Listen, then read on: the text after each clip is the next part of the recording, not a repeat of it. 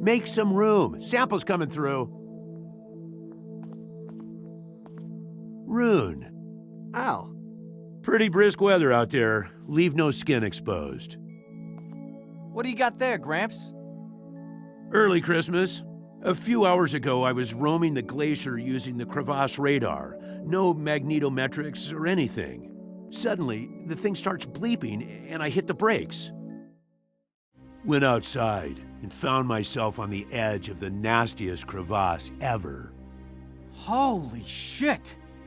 And that's not even the hairiest part. Glanced down, and there it was. Deep in the hole, a bubbling pool of crude oil. Again, no transient electromagnetics, tellurics, or anything. Just stumbled on it. So I figured there's more to this story. Tied myself to the six-wheeler's winch and went down. You fucking went down the crevasse? Alone? And with that trunk of yours? Yes, Tully, I bloody went all the way. Let's say I had a hunch of an old oil wizard, did some surface sampling, looked around, and found these.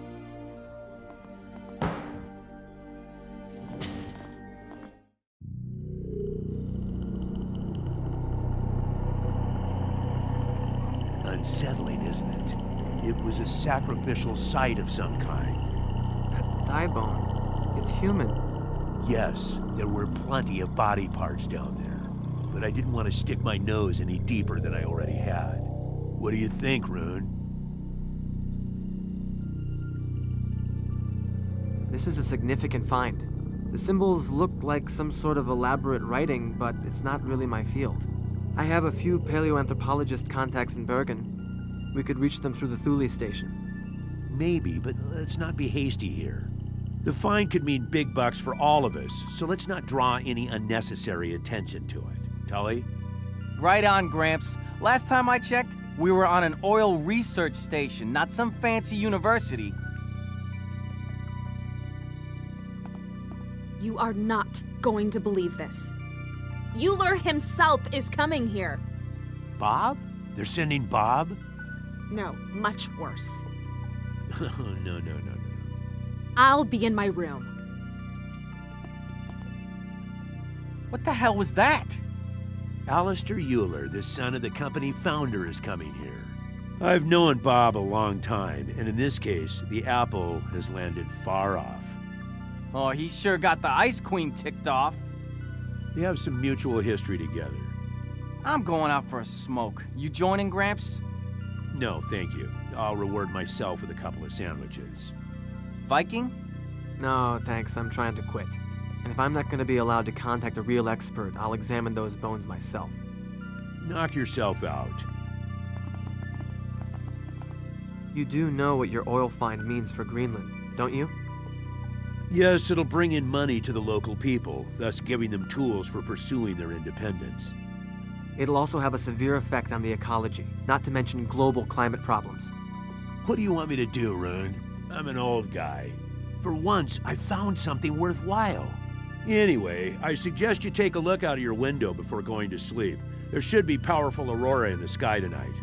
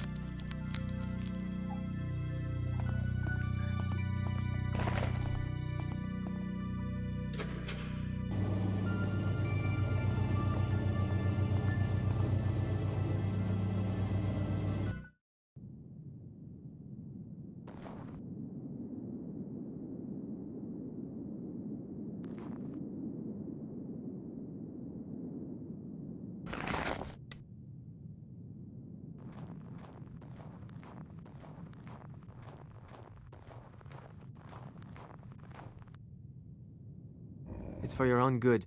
You'll get the next shot tomorrow.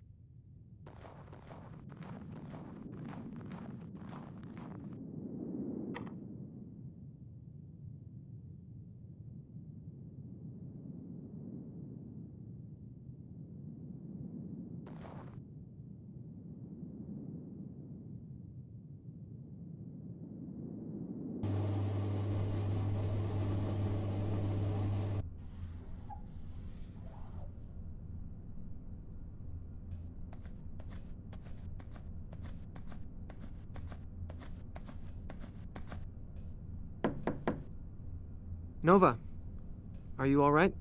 Rune? No, not really. You know, if you need any assistance, I've got some quality razor blades. You're a real friend, but I think I just need some rest.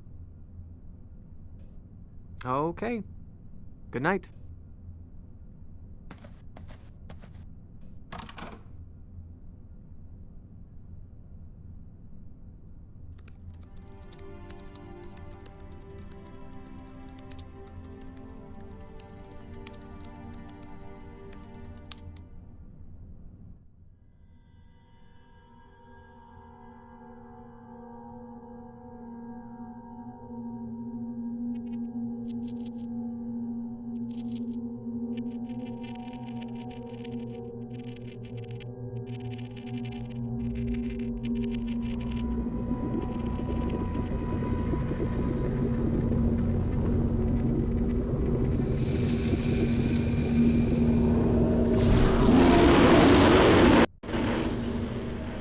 Oh, shit.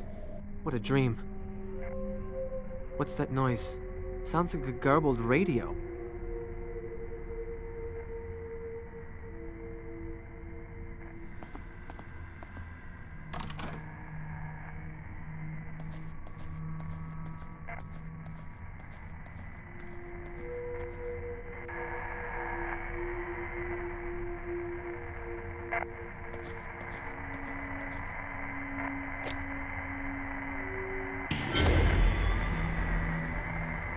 Tully, you scared the hell out of me.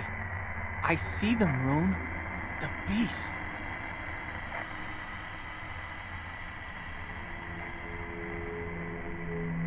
You're having a nightmare. Wake up! No, I can't. It just starts over. Okay, Tully, I hear you. Take it easy. Everything is all right. No, I can't. It just starts over. There. See? Listen to me. You are on Alpha Polaris and there's nothing here. Take it easy. What? Are you sure?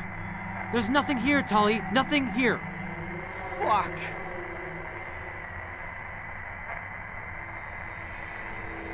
What did you see in your dream? I don't know. I was back in Longwoods, Maine, and then in the glacier, the polar bears. They were in the sky. It was wrong somehow. What were the beasts you saw? At first, I thought they were polar bears. But then, I don't know what the fuck it was. A spirit. Under the ice. Okay, easy now. Tully, what's wrong with the radio? How should I know? It's some electromagnetic shit or something. Look, maybe you should go back to sleep. No, I need to focus. You go ahead, Norway. I'll sit down here for a while. Are you... I'm good. Now leave me alone. Okay. I'll do a quick check around the station.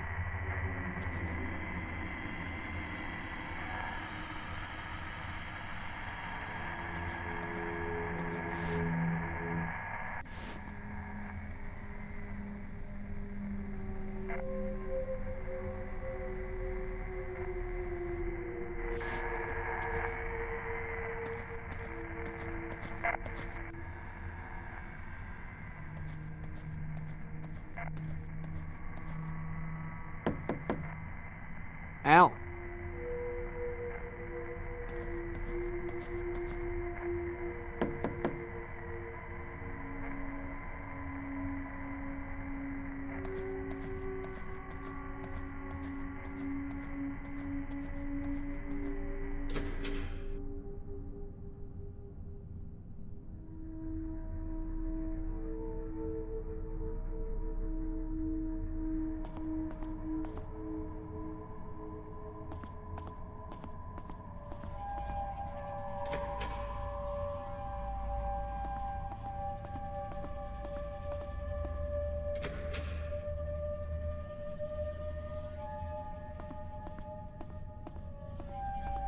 Al?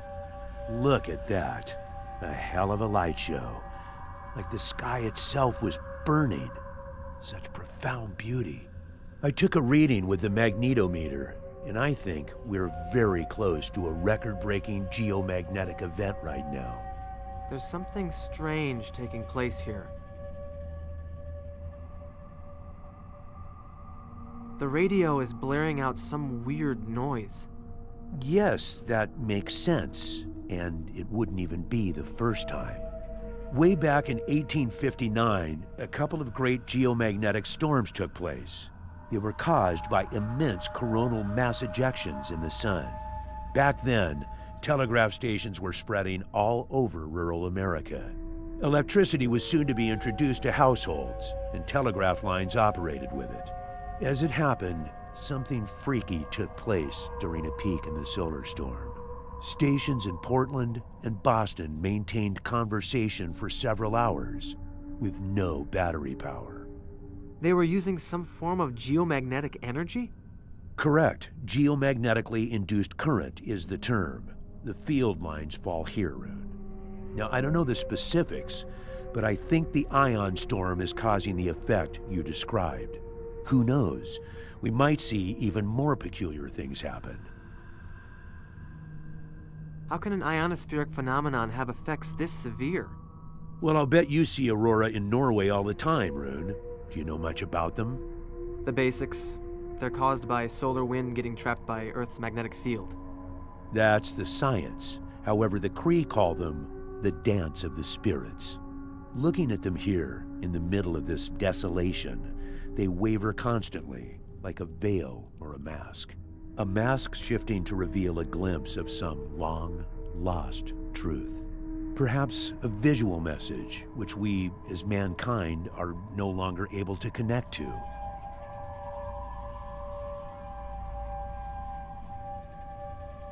I remember watching them as a child and having similar sentiments. Like they were put up there as a show. There are legends in Norway. I think the Sami people believe the northern lights can descend from the heavens to hurt men. I'm glad you understand, Rune. Getting older, I've come to realize there's a more spiritual side to the Arctic. I ran into Tully in the living room and had a conversation with him while he was having some sort of nightmare. A waking dream? That's interesting, especially considering his fixations. He's constantly going over the dreams he's had, the dreams he will have, and so on. But I wouldn't worry. Ted's obviously very responsive to these things, and he's been under some stress lately. The isolation and the darkness can get to you. Not like this. It took me several tries to get him to wake up, and what he told me about the dreams... Yes, but still, between you and me, waking dreams occur mostly in juveniles. Let's put it this way. Ted doesn't always operate on the level of maturity one would expect. There's more. I've also had a nightmare. In my dream, I remember the terror of someone watching me from a distant ice shelf. Tully had a feeling of something haunting him in the woods. Do you think there's a connection? I don't know what to think. Without trying to be dismissive, you both have spent long days out on the glacier. Anyhow, there may still be a powerful subconscious message for you to grasp. A spiritual one, as some people in touch with themselves would say. You could be right. But maybe you should hit the sack before I switch on my full ramble mode. There's more. In my dream, Tully... You think there's... I don't know what to think. Without trying to... You could... But... One more thing.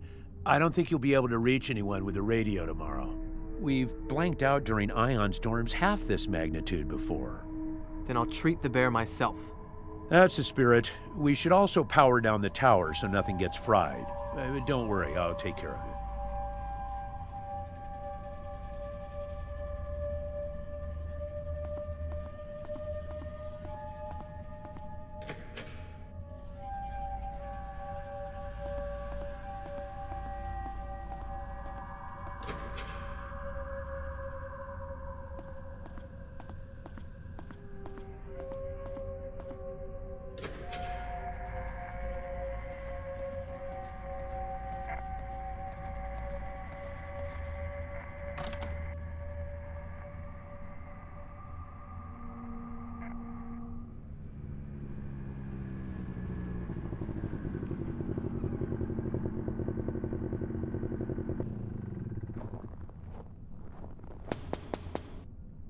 Hey, Knudsen, you gotta see this.